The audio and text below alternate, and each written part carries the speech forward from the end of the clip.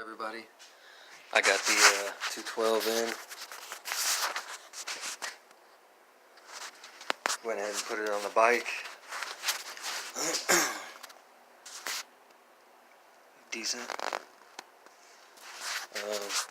Didn't have a whole lot of problems. I had to end up running the cable down and under the seat, and there's a bracket back here where you can tighten it. Actually, I have a light. There we go. There we go. There's a bracket right there. You can see that tightened it down. There's also another bracket right here, but you can't really use that unless you're using the original throttle piece on there. Let me see. Yep, that runs back here. Stops right there. And if I can zoom back a little bit. There we go. And you see this little metal piece? I connected that to the cable and I just wrapped it around it, folded it in half, pinched it, and grabbed the pliers and squeezed those down so that little hole right there that it's in won't go back through it. And it works pretty good. What else did I get? Oh yeah, the gas cap. Of course, that didn't fit, but I took the gas tank off, and I've seen some people use that to fill it. They just pull this off and cut it. It's just like a little breather box setup that goes to here, and then goes to your carb. And keeping this makes it a lot easier to start it. I can just barely pull this and it'll start up really easily. But I took the tank off as soon as I got it because it wasn't fitting, and just decided, because at first I wanted to make a cap for it, and ended up kind of buzzing that down until it was the size I needed. But instead of doing that, because that was leaking, I ended up getting a rubber mallet, took the gas tank off, threw it on this seat, and just started hitting around. After I took that cap off, I just was using the rubber mallet and hitting around it until it bent it down far enough to where I can get the cap in. If I go sideways, I can get the cap in there and then go that way and just kind of press down and it'll pop in, and then I can tighten it or loosen it or whatever. But if you put this Predator 212 on this Coleman ct100u, that is the way I recommend doing it, is just go ahead and just hitting it and getting it down. Don't use an actual hammer, use a rubber mallet so you don't damage it. And you'll still be able to screw it in and everything. As for the brakes, make sure those are nice and tight. If you can see on mine,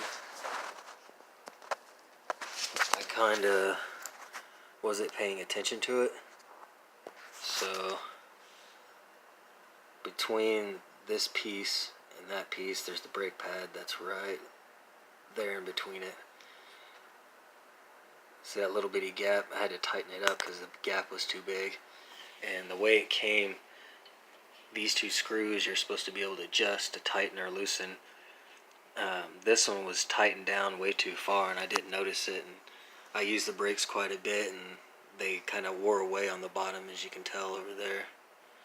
The top has a little bit more than the bottom does. And I was going really fast on this thing, and I could not stop that well, and not as well as I wanted to, like on the other one. But yeah, just pound that down, it'll fit. The paint will kind of chip off, but you can just, go back over that. Just spray that with high heat, or high temp paint. As for the chain, I ordered the chain from the Coleman ct200. and ended up not fitting right, I guess. But now they got this all set up right, I think it would. But I figured it would be a little bit bigger than this one, but it's not. They're the same size. Same with the clutch. The clutch came with the chain. I ordered them both as a pair, and it said it fits this engine, which it did. But I did have a problem with this bad boy right here. Do you see that piece right there?